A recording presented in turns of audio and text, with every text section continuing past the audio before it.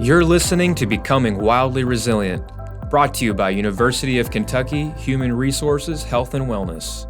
Together, we will discover how we can thrive at work, home, and beyond. Hello, everybody, and welcome to part 2 of the 2-part finance conversation with Dr. Bruce Ross. Tell me about diversification. Yeah, that's a fun word. Diversification is probably one of the most important things when it comes to investing. Diversification can be a whole bunch of different things or have different kind of avenues. What mostly we think about with diversification is exactly what the word is, diversify, where we need to diversify our investments. We need to invest or spend money into multiple different areas or different companies, if we're buying stocks, for instance, that it minimizes our risk.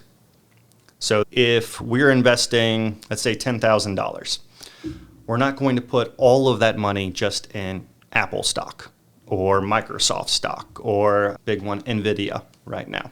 We're not going to put it all in just one company, because what happens if that company fails? Then we're going to lose it all. We're going to minimize the risk by spreading out that $10,000 across multiple companies. Like I mentioned, an S&P 500 fund earlier, where it's, again, 500 of the largest publicly traded companies. You can buy a portion of each of those. You might buy a single share. You might be buying just a portion of a single share of all those companies. And that's diversification, is spreading money out across all 500 companies. In the S&P 500 right now, we already have all the big tech companies, Microsoft, Apple, NVIDIA, Tesla. They're all in there already. And so we're buying a little bit of all of that. So if one company fails, we're not losing everything. We're still banking on all the 499 other companies still doing well. So it minimizes risk. Diversification also can mean diversifying in different types of investment structures. Yeah. While the easiest, the most common is investing in the market. We can also invest in real estate. And if you want to go the real estate route with buying land and holding that for an extended period of time until it goes up in value, or going the landlord route and renting out properties to other people and earning investment money that way as well, or investing even in valuable commodities such as art, gold, silver, gems, that kind of thing as well. Everything has their inherent risk associated with it. The more we spread it out, the more we can help mitigate risk, but it's also going to take more time, energy, knowledge about what you're doing. You're going to have to still do your due diligence about it, which is why the rule of thumb for most people, if you don't want to get into the real estate game, you can just go into the regular stock markets. There's great funds called REITs, REITs, which are real estate investment trust or real estate funds. If you want to get into real estate, but you don't want to be a landlord, or you don't want to buy a house or buy land and wait for it, you can invest in companies that do that for you. You can invest in those real estate funds as well as a portion of your investment accounts. Say we have $10,000 and we're going to diversify across different assets and investments. What's the rule of thumb for that percentage-wise? That's going to vary on your own risk tolerance. There's lots of different models. There's lots of different assessments out there. You can meet with financial advisors and they can help you determine what your own risk tolerance is and what your own allocation of those investments might be. But as you're just starting out, if you only have $10,000, you're really just setting up a strong foundation. You're setting up a strong base, which means you need to just be diversified. There's already funds, if you're looking for retirement, that are called target date funds. We have them in our own 403B, for instance, Fidelity with UK. They will just diversify and they will invest everything for you across a market spectrum and slowly decrease your risk as you get towards retirement. But if you're investing in your Roth IRA or a standard brokerage account, you can still invest in those if you want through your own brokerage. You can also just invest in what's called total market funds, which is a small piece, very small piece of every stock that's publicly traded. And that's going to give you a very broad. That's really diversified. It's the most diversified you can get. Okay. Generally, most people starting out with a foundation, and this isn't specific advice to any specific individual out there, but setting up a foundation of doing a total market fund, doing a S&P 500 or a large cap fund, which is those 500 largest publicly traded companies, can be a strong kind of initial base. How you break that down, generally, maybe 40 to 60% of your portfolio might be that. And then building from there. As you're doing your base, you are buying different types of mutual funds or what's called ETFs, which are less actively managed typically, but they're also a little bit cheaper. ETFs are less managed and cheaper. Yes, they're actively managed more throughout the year, which means you have to pay higher fees for that management. But ultimately, statistically, they work out about the same.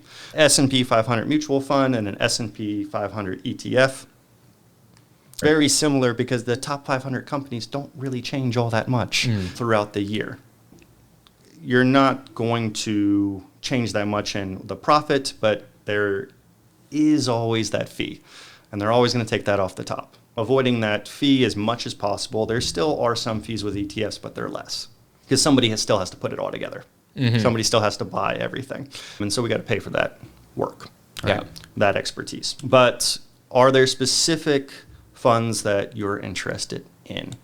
If you want to invest more in the finance sector, if you want to invest more in a utilities sector or a commerce sector, what do you think the market is going to do? A lot of people in healthcare like to invest in the healthcare sector. There's funds that only invest then in healthcare companies.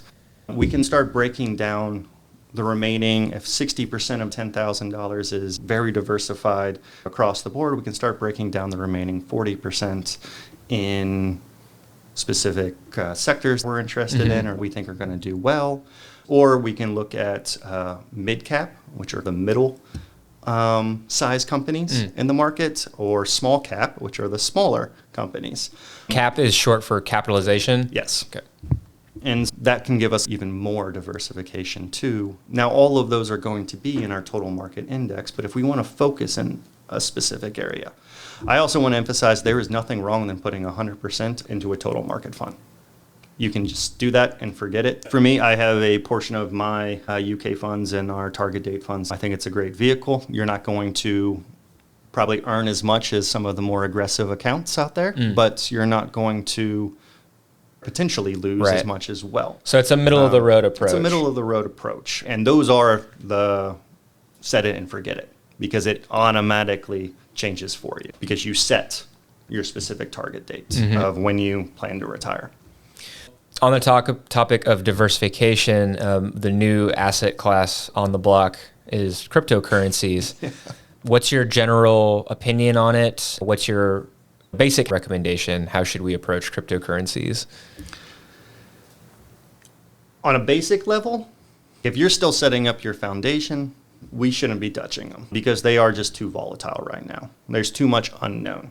But in a standard brokerage account, typically that rule of thumb where you can have no more than 10% as maybe riskier money, and some asset allocations, you're allowed up to 10% as a little bit more riskier if you can afford it.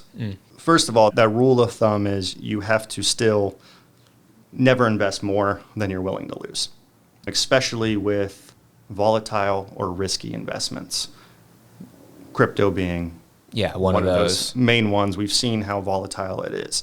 I know there's a lot of buzz around it because it has made tremendous strides, especially like Bitcoin over the past year, 2 years, 3 years. It just keeps going up. And so people are like, oh, that FOMO, the fear of missing out. And everyone thinks, oh, I could have been this billionaire by now if I had just invested then.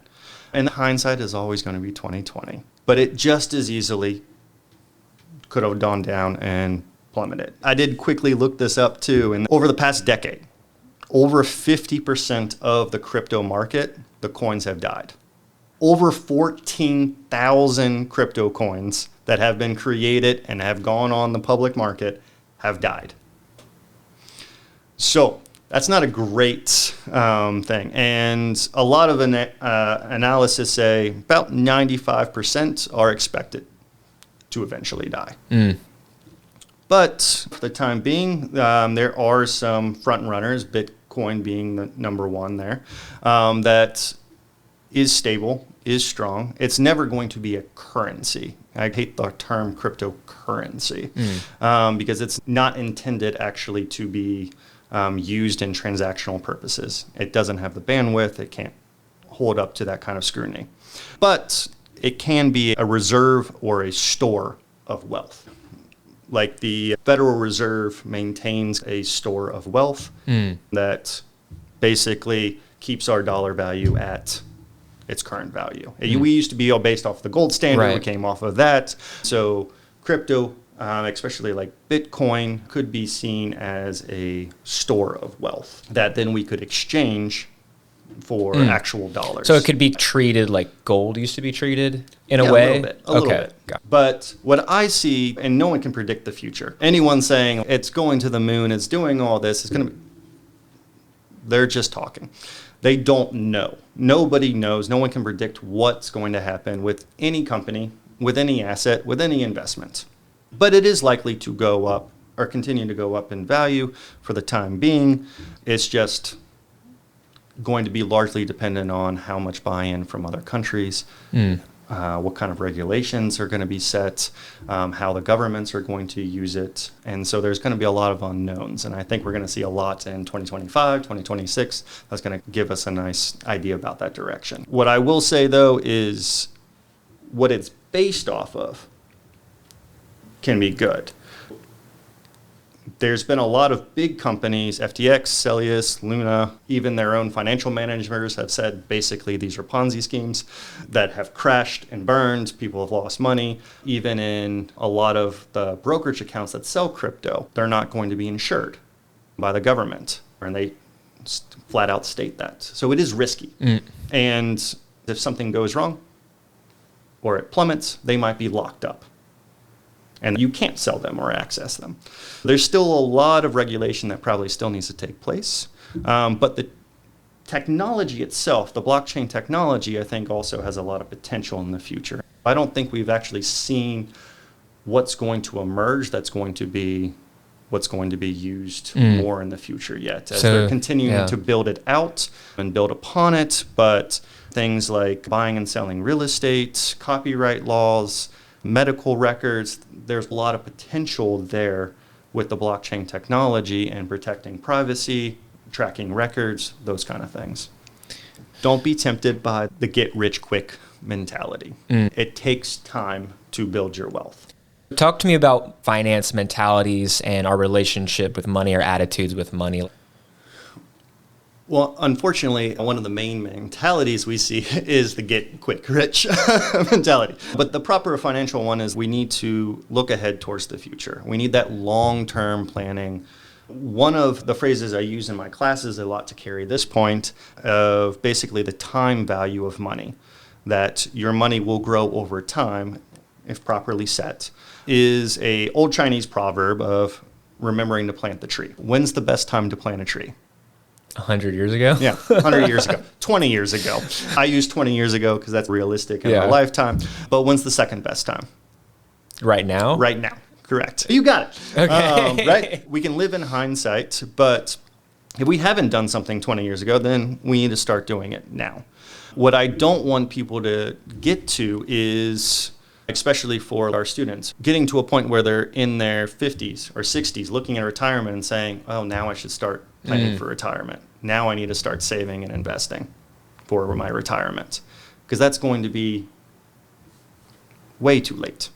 Now, if they haven't, something's better than nothing. But for proper retirement, we need to start as early as possible. And that's really that time value of money and putting off the whole keeping up with the Joneses or Kardashians or whoever TikTok person there is right now.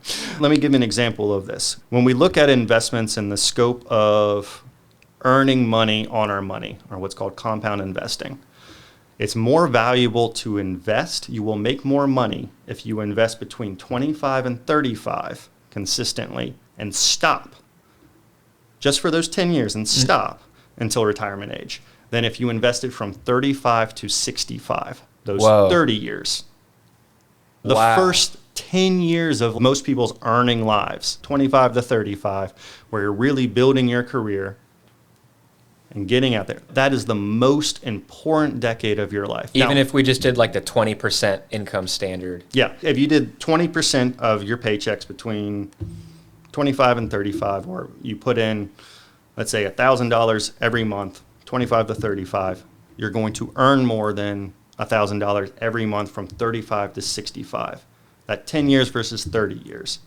But it's when you start matters so much. Now, of course, you should start at 25 and go all the way up to when you retire. Exactly. And that's going to make even more, and you're going to start to see an exponential curve through all that, and that's where you're really earning compound interest, or earning interest on your interest, earning money on your money, which is a great mentality to have. The more you start seeing that curve, there's a greater psychological effect of, oh, I'm really making it now. I'm really growing it now.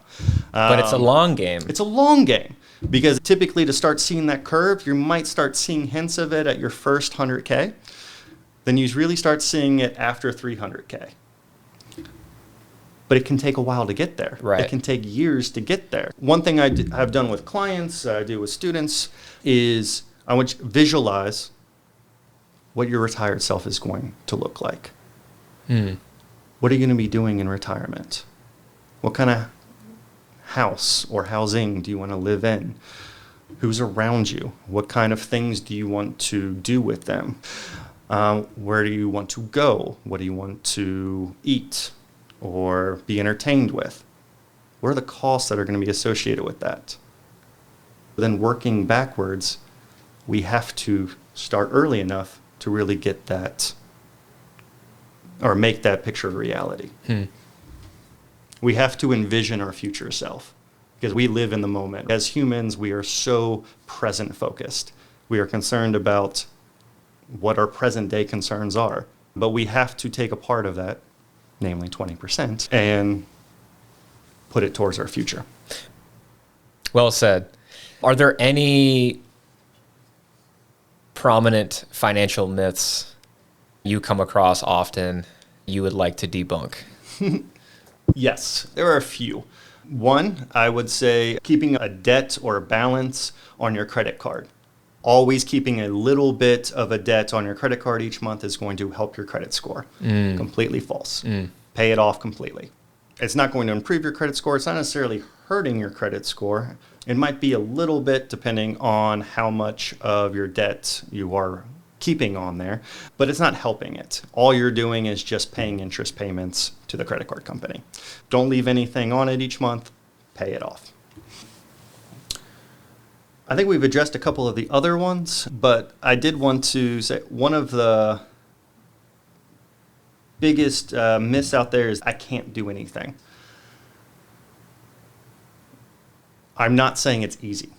I've laid out a lot of rules of thumb. It makes it look like it can be easy, or there's simple explanations for things. It takes a lot of effort, a lot of hard work, a lot of grit to pull things around, to even do a New Year's reset, like you said before. But there's a quote by Dr. Moira Summers. She's a leading financial neuropsychologist. She has a book called Money, Mind, and Meaning, which I love. It goes through a lot of our values and our psychological issues around money. But she has a quote that says, among the most limiting beliefs is a person's conviction he or she could do nothing to create a different outcome. Powerless. Yes. And I think that's one of the biggest myths. There are definitely societal pressures. There are definitely policies, programs, systems that are working against us. It definitely takes a lot of work to navigate through that stuff, but we can make small incremental changes. Going back to the Chinese proverb, we have to remember to plant the tree. If we didn't do it 20 years ago, we have to do it now. And for those that are like 18, sorry, you couldn't have started 20 years ago, but starting now. So we don't get 20 years later and wish we had started it. A popular study by Princeton University economists Daniel Kahneman and Angus Deaton found happiness generally increases with income until it reaches a plateau at around $75,000 per year, meaning earning more money beyond that point does not significantly increase happiness levels. Bruce, do you think this information is true and or relevant today? That's a great question. I love this study. Both of the researchers are phenomenal. They're both Nobel Prize winners in economics. Very smart at what they do. I will say, one, the study was back in 2010.